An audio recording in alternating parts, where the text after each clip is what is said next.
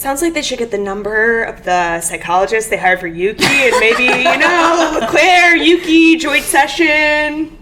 Maybe get a discount on anger management sessions if there's 2 of you. Get the man some pop punk. Get the man a boxing ring, some type of outlet. Clearly there are a lot of pent-up feelings.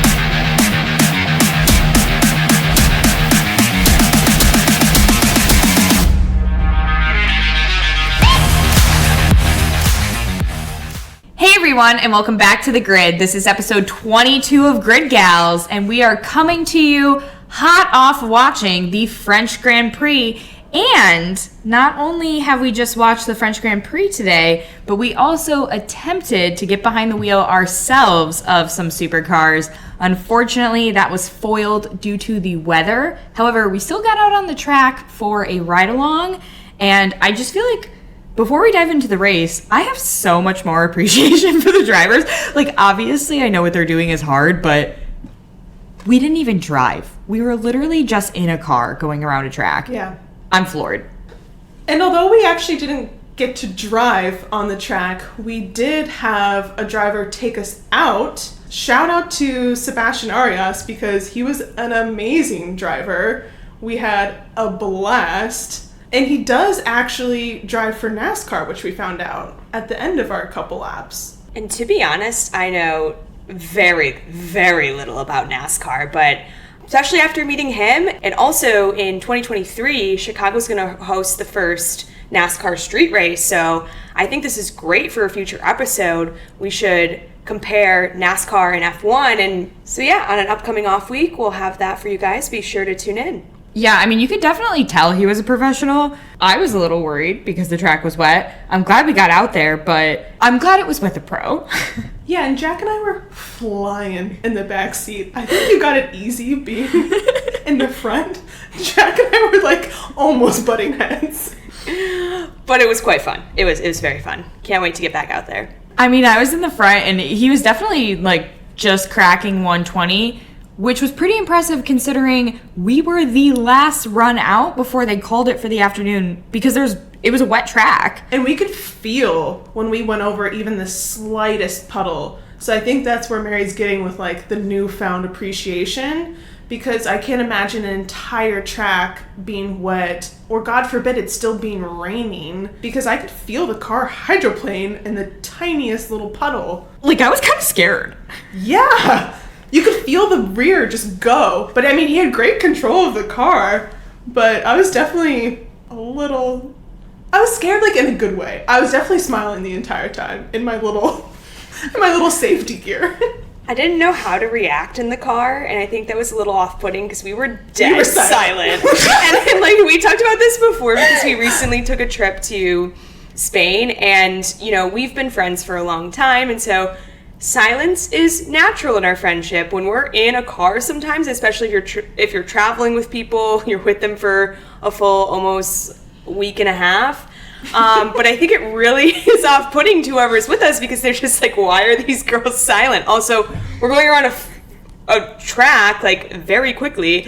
So I'm sorry, Seb, we had a wonderful ride. I thought that you were a great driver. We just don't really know how to react. I didn't want to be the girl that screams. Like, I didn't want to be the woo girl. Yeah, like no. The woo! I didn't want to be a woo girl, but I was enjoying it. I will say, as our resident woo girl, first of all, no hate to the woo girls out there. I am one of you myself. But I agree, in the car. It felt weird to woo in the car. Yeah.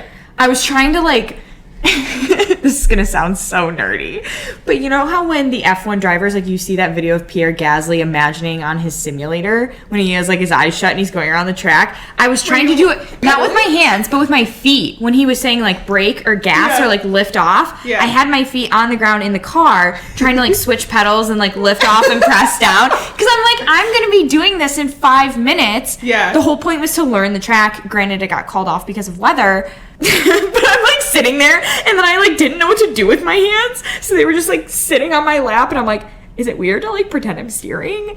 Like I he can see me. I had no idea. I like didn't want to grip on the side of the car. Like that feels like my mom does that when I'm driving, and she's like super nervous.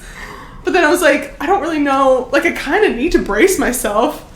And we were sliding. Yeah, and it made me really realize how weak my neck is. We put that helmet on, and the helmet itself is probably like 3 pounds. I was gonna say 10.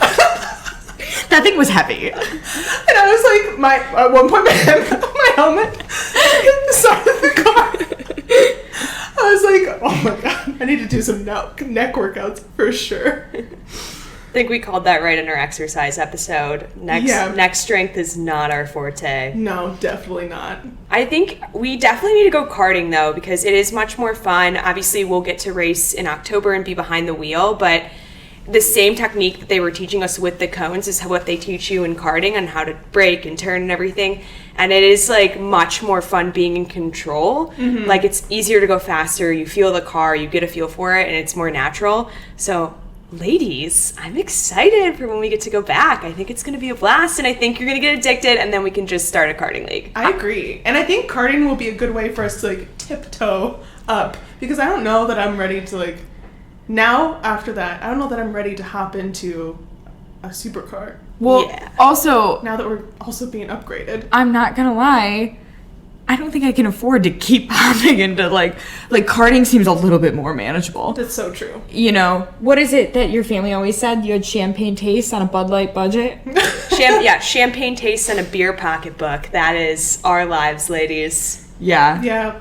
I feel like we're definitely getting a little taste of champagne here, and then maybe we'll just have to make it in karting on our beer pocket. I think the other thing that was kind of wild about being in those cars was the G-force. Yeah. Like, they straight up told us, they're like, you're going to experience, like, 1 to 1.5 Gs. And I'm, like, stuck to the back of the seat. And then, my head hits the side of the car. You, like, look at Verstappen's crash at Silverstone last year at 51 Gs. And I'm like, Jesus Christ, did you get launched into fucking space? Like, yeah. No idea how people do that. My organs. Like, I feel like you would have, like, internal bruising. I know that's obviously a concern. He went to the hospital, but... Yeah. I just have so much more appreciation now. Yeah. So I think we start karting maybe a little bit before we get behind the supercar. Yes. Just like tiptoe our way in again. We did the ride along. We'll kart, get behind the wheel. Yeah. Then in October, full speed. We'll be ready to go. Go kart to Lamborghini. Perfect. Nothing in between. Never mind that none of us actually own a car and or drive on the reg. Yeah, we should probably drive a little bit more before we go over Somebody 100. get a zip car membership. Yeah. Well, should we talk about the weekend? Yeah. All right, ladies, let's talk qualifying. Should we start Q1? Anything exciting? I know we were all shocked to see the way it shook out with our man Latifi at the back of the grid. It was super shocked. A real nail biter. Yeah. Okay, sorry. After seeing him in Q3 last week, is it just me or I'm just like hoping that he continues to shake it up, I kind of love the Latifi Q3. I kind of hope we see it again. Honestly, low-key Latifi fans, it started ironically, but I feel like now it's legit. All good things do. They start ironically, and then unfortunately you adopt them, and... Kind of like saying LOL in real life. Yeah. That was supposed to be a joke. It was. Here we are. Another thing I will say about the Q1, sad for Pierre, Yeah. Home race. I always feel a little bit connected to the drivers when it's their home race. Mm-hmm. I want to see them do well, even if they're not my favorite drivers, so I felt a little sympathy for him this race. Wow, this coming off last episode where Jack was like, Pierre, who cares? Well, also, it was personal last episode. He's had a rough season. Yeah. Pierre's never been a favorite of mine per se, but he was fun to watch. Mm-hmm. Now I feel like he's just been struggling so much that I don't know, it just sucks to see someone. I feel like he's caught a lot of bad breaks, but also he has not performed well. And then Jack, to your point, at their home race, you just, especially if they're kind of on a bad streak, you hope that they get that home race advantage and that energy and are just able to pick it up and kind of get back on track, get out of the funk. Right. And I think that's what we were all hoping for, and didn't happen in qualifying. I will say that I am pretty excited that Yuki was ahead of him in qualifying. Yeah, and we can talk a little bit more about Yuki once we get to the race recap there, but Lance Stroll got out in Q1. No one's surprised. Thank you. But shout out to the other Aston Martin for pulling it together. Sebastian Vettel made it through to Q2, and it's kind of been a while. So I needed that. He needed that. We all needed that. I'm also shocked that, not shocked, but I think this actually speaks to Bottas's skill, because the Alfa Romeos have been having so many issues as of recent, and he has still not broken the streak, made it into Q2, and we can talk a little bit more during the race, but wow. It has been a tough run for them recently, so glad that this hasn't ruined Bottas's streak here, and he made it still into Q2. And Catherine actually sent us a fun fact about Bottas this week, which I did not know. And I think it might be because we're all Bottas fangirls, but he has the fastest F1 track time ever set. 2016 Mexican GP, 231 miles per hour. Whew. If we thought 120 was fast today, ladies, imagine being in that car. That's damn near double. There's no way. There's no way my neck would survive.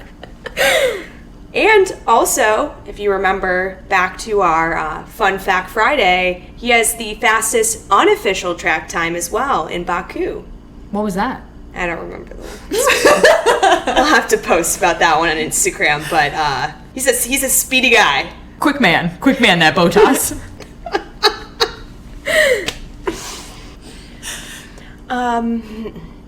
No one is shocked at this point. Everyone's been saying this weekend, Danny Rick's mojo going into the weekend was unmatched. He was ready to rock, and still did not make it into Q3. So I don't know where those sources were, but you hate to see it, especially since, and we can talk about Q3, Lando qualified very well considering the pace that the McLarens have had. So He just missed it, though. He just missed it. he did just miss it. Rome wasn't built in a day. But Daniel's career was sure destroyed in one. The day he left Red Bull. Okay, all right. I will say, What will you say?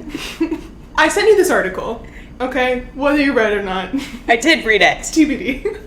I just spoke about it. What article? Recap, About please. Daniel Ricciardo's driving style and how it's not suited to the McLaren, given I think it has a lot of understeer and he's more comfortable with oversteer. It's something like that. I mean, I would have to go back and recap it. It's pretty technical, but it just seems like the car isn't set up for him. And like, why would it be? Like, he's new to the team, you know? Like, it's not like created for him yet. I'm gonna need you to control your facial reactions right now, Mary. At least my driver got points today. Ow. I'll say that for Mary. Ow. Do we have anything else to say about qualifying? Okay, so we can get into the race when we get into the race. But I think it's worth noting that Charles Leclerc, our Ferrari golden child, did get pole, which means this was his 16th pole. And for those of you keeping track, that is equal to the poles held by Max Verstappen. Yeah, how many times has he won from pole? We're going to get into that. I think I'm a little bit, maybe might be on Catherine's side in this one. I mean, Just so you know, this was a feisty race. Jack just said she was on my side. Can we? We're bookmarking this. Okay, because when we watched the race, I will have everyone know I was sitting in between them on the couch. 3 of us on one couch. I'm in the middle. And Lord Almighty, they were not on the same side during the race. I don't know what I thought, but it got... Jack was throwing fighting words. It got Let's heated. Just say. Can we? I feel like we should. Let's just get go to the into race. it. Let's get into it. I'm still gonna support Ferrari over Red Bull for reasons we have definitely gone over before in the past. But I will agree, it doesn't really matter how many poles you have if you can't convert it to a win. It's not about who starts fights. It's who finishes them. That's from the Aristocats. Okay. I just want to state for the record, I'm still going to support Ferrari over Red Bull, but before we get into it, let's share the race results. 4 official DNFs, which after reading the results confused us because we thought there were 5, but 4. So the first one being Yuki Tsunoda with AlphaTauri, Charles Leclerc with Ferrari, Kevin Magnussen with Haas, and Nicholas Latifi with Williams. Then in 16th, we had Zhou Guanyu with Alfa Romeo. In 15th, Mick Schumacher with Haas. In 14th, Valtteri Bottas with Alfa Romeo. In 13th, Alex Albon with Williams. In 12th, Pierre Gasly with AlphaTauri. In 11th, Sebastian Vettel with Aston Martin. In 10th, and actually making it into the points for once, Lance Stroll with Aston Martin. In 9th, Daniel Ricciardo with McLaren. Woot, woot. In 8th, Esteban Ocon with Alpine. In 7th, Lando Norris with McLaren. You'll love to see it. In 6th, Fernando Alonso with Alpine. In 5th, Carlos Sainz with Ferrari. In 4th, Sergio Perez with Red Bull. And then our podium finishers here. In 3rd, George Russell with Mercedes. In 2nd, Lewis Hamilton with Mercedes. And our race winner for the French Grand Prix this year was Max Verstappen with Red Bull. Back where we belong. Oh my God, I felt like we went back to 2021. And it was like a great place to be. No. First of all, as our resident Ferrari gal, I would just like to say an absolute circus. An absolute circus today. I'm not surprised, but I'm still shocked and incredibly disappointed. Clowns, clownery, tomfoolery, I don't know. As you should be. There were multiple terrible calls from the team. And sure, there was some driver error that happened, especially with Leclerc's crash, but arguably there were other things going on, and that entire race, yeah, we always say that Ferrari can't catch a break, but at the same time, it's like, okay, who's making these calls? Yeah, you make your own luck sometimes, and I think we should explain it a little more, because I feel like we just dove straight into Leclerc's crash. So Leclerc started on pole, and he had a great start. And for the first, 20 so laps, it was a great race. An incredible battle between him and Max for first. Max never took the lead, but it was a couple close calls. There was some good lunging. Just a really exciting battle to watch. And you knew that Ferrari, it was going to be a race. There was definitely a strong challenge there. It was exciting. And then all of a sudden, there's a yellow flag. And it was, the commentators, of course, normally focus on the front of the pack, but it was one of the few times they panned away. And they were somewhere, I think somebody had pitted or something. Oh, Max had just pitted. That's what it was. Max had just pitted. He was in second. And the pit stop here at Paul Ricard is, I think they said on average 27 seconds lost. Mm-hmm. So he had tumbled down the places, I think to 9th or something. It's a pretty severe loss to pit, but the tire degradation was very strong. And so you're like, okay, I think they were focusing on Max making his way back up the grid. Right. Because they were not focused on the front of the pack. And then all of a sudden there's a yellow flag. And you're like, oh my God, who is it? Is Latifi in the wall or something? No, he's not. It's Charles Leclerc, our race leader, in the wall. And straight up, well, here's the controversial bit. He could be heard on the radio screaming about the throttle. And for those of you who watched the last race, there was an issue with the throttle where they couldn't fully get the throttle down to 0. It was stuck at, 20 to 30% for the last 10 or so laps of the race. I don't think Ferrari has made any public statements. I don't think Leclerc has made any public statements, but he was heard screaming about the throttle on the radio, and then all of a sudden he loses control of the car and he's into the wall. And you're like, are you kidding me? Are you kidding me? And then, to pour salt on the wound, a safety car comes out. Naturally, everybody else dives in because you save 10 seconds. But not Max, because he just got new tires, so he is now in the lead. He sure is. But you're like, oh, this is still a smart decision, right? It's still smart of Ferrari to bring in their other driver, Carlos Sainz, who started at the back of the grid, mind you, and had a phenomenal time making his way up the grid. It's still smart to call him in. Sure, it is. Except they decide to just for some reason there was a weird pause at the end of the pit stop, and they released him late. Yeah, they had like the longest pit stop.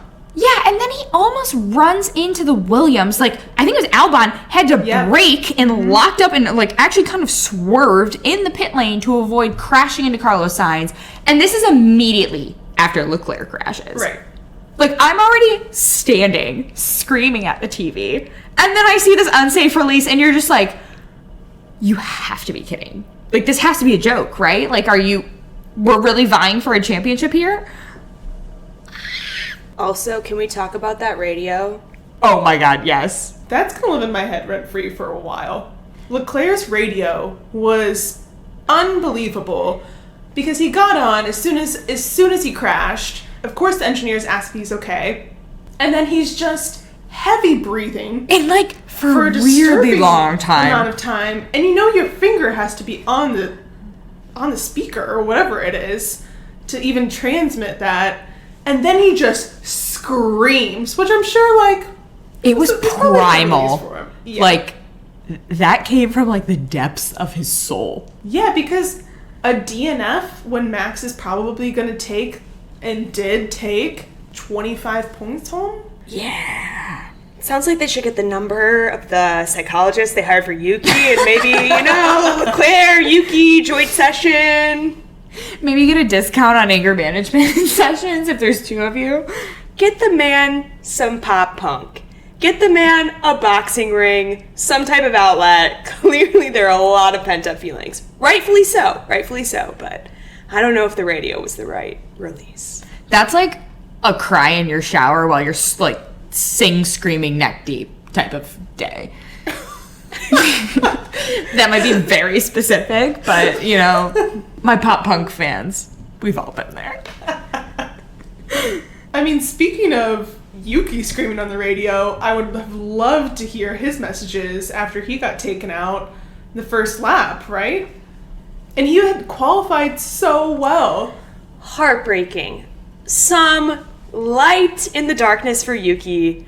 And yeah, to see his race ended so quickly after having such a good qualifying round. Yeah, I would understand if he was screaming into the radio a little bit. He definitely has the right to for that one.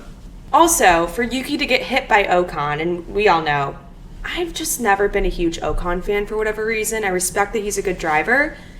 But then he goes on to get points and splits the McLaren. Like, that was a little bit, felt like salt in the wound. Yeah, and it's also his home race. So normally you want to, like, again, cheer for the home racers. Very but, like, true. It's hard when you took somebody out and they don't even get to finish. It's just also hard when it's Ocon. Yeah. I don't know what it is about him. It's hard because I have a couple friends who are big Ocon fans, and funny enough, beginning of this race, I'm like, I could maybe, I don't know, I feel like I'm an every team fan at this point. I was like, I could hop on the Alpine train, I love Alonso. I think for sure. Fun to watch, but it's just Ocon that, even though he's been doing better, just can't get behind it. I guess I'm a little hypocritical saying you always want to see the person at the home race do well. Maybe it's because he split the McLarens. I don't know. Definitely have a little bit of a bone to pick with him because he took out Yuki for sure. Well, we may not be full-on Ocon haters, but again, we still are full-on George Russell haters, and we need to talk about it because George Russell... He was out of control.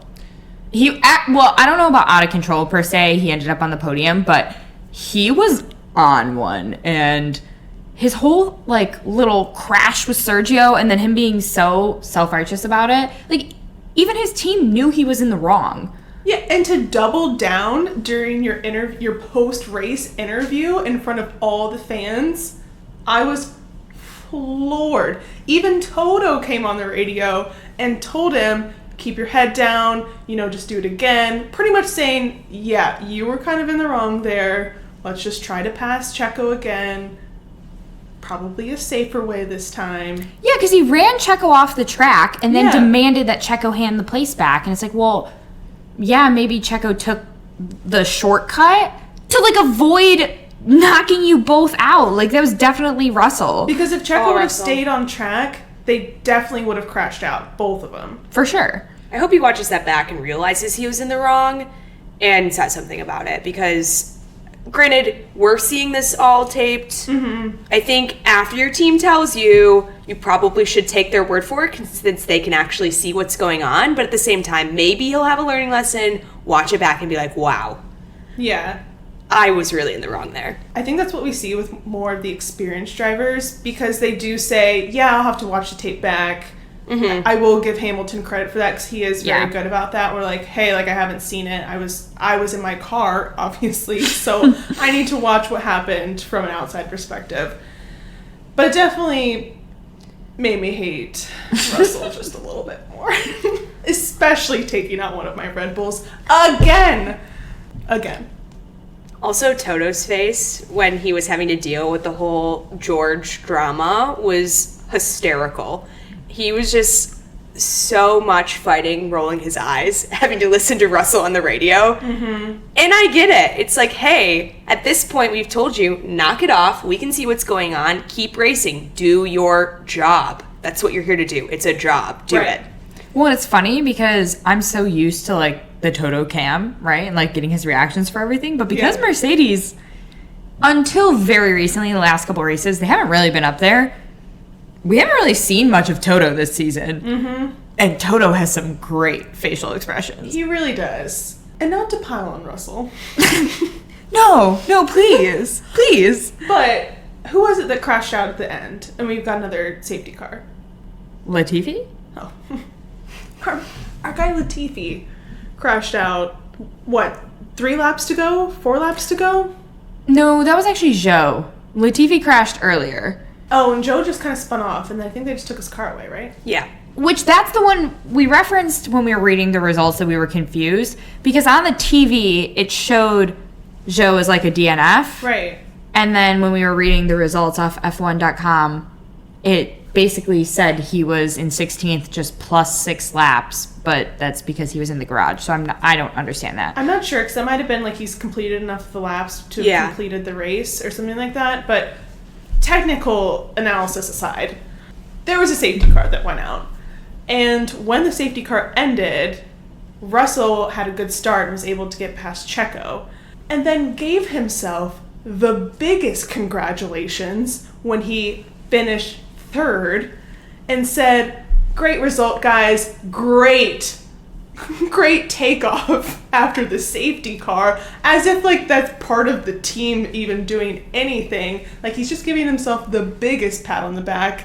Even so much that the commentators were like, yeah, it really just seems like he's congratulating himself there. They were savage. It was actually spot on. The commentators, they were really savage this weekend. About the commentators this weekend, because they're also just calling out Ferrari for just all of their terrible calls, which I do think we need to circle back to. We need to talk about it because it shouldn't have been Russell on that podium. It should have been Sainz. Yeah. Sainz was running in 3rd. Sainz was having a great race. He literally was in the middle of passing Perez, like, to get to 3rd place.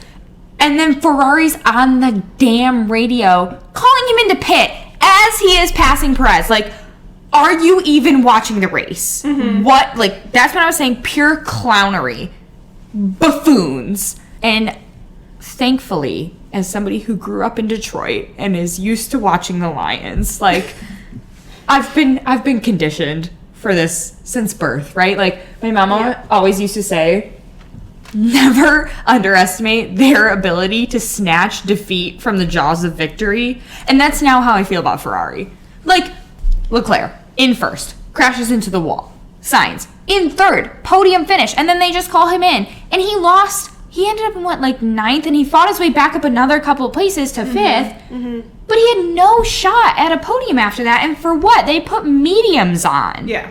It was such a joke. It was such a joke that they did that to him. And I know earlier I was like, trust your team. I think in Ferrari's case, it sucks being a driver and not being able to rely on your team. They're clearly making bad calls. They have a history of making bad calls. Well, and the commentators called that out too, because initially when they called him in during his literal battle with Perez, Sainz was like, no. And they were even saying, it's kind of unfortunate, but thank goodness that Sainz is a good enough driver to, like, more or less stand up to his team, and that was the call that he made in Silverstone, and, like, clearly it paid off for him.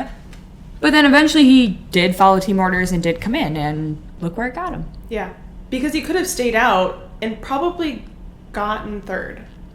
Tough to swallow. Yeah. We're going to have to see Ferrari turn it around.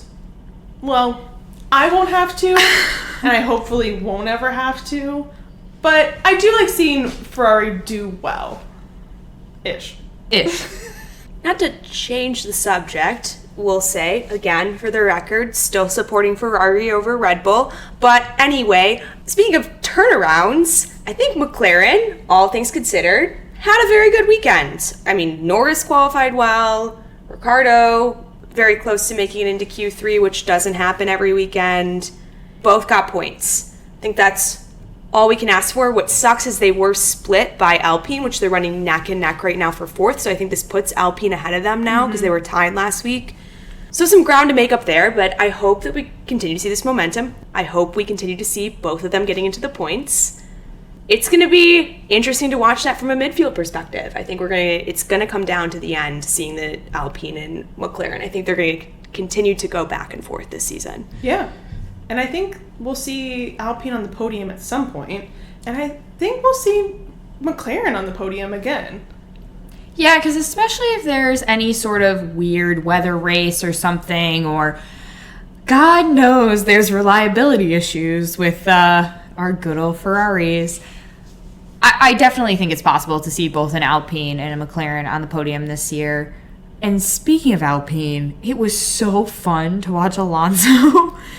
Like, this race, literally going out of his way to give the McLarens a hard time. I feel like we haven't had the proper appreciation for Alonso because we haven't watched the sport historically. Like, we're still new to the sport, so the real Alonso, the real, fighting Alonso, we never really got to see. But listening to his radios and now, watching him more over this year, too, hilarious. Because he got on the radio and was like, I'm just going to make sure Norris wears down his tires.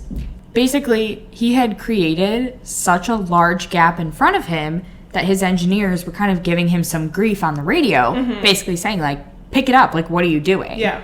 And he was like, oh no, I'm doing this on purpose to wear down McLaren's tires so that they're following me in dirtier air, essentially. Yeah, because he knew you could hold him back and it would be fine. And he was right. Yeah. Even though it was my team, you kind of got to respect it. I feel like Norris has been stuck behind Alonso in so many races. Yeah. This poor kid cannot catch a break, cannot get around Alonso. Yeah, for a lot of reasons, I think it's a tough season for Norris, but it is a little comical to watch still because Alonso is such a good driver, and I think at the end of the day, you have to kind of take your L's, respect it. If it were anyone else on the grid, I don't think you would, but him being such a decorated F1 driver, I think you kind of just have to, at the end of the day, after obviously the initial frustration wears off, kind of chuckle to yourself about it. Well, hey, I know we said we've been looking for an Alpine podium, and our next ring is Hungary, and that's where Ocon not only got on the podium, but scored his first win last season. So who knows? Maybe Hungary's lucky for Alpine. Yeah, time will tell. Looking forward to that race. Yep, I guess we'll see you next weekend. Well, thanks so much for listening. We love having you here. For links to all our socials, you can check out our website, gridgals.com. If you have any thoughts, feedbacks, want to just drop us a note about F1, you can email us at gridgals@gmail.com. And remember, wherever you get your podcasts, remember to like and subscribe. And that's the checkered flag for this session. We'll see you back on the grid next week.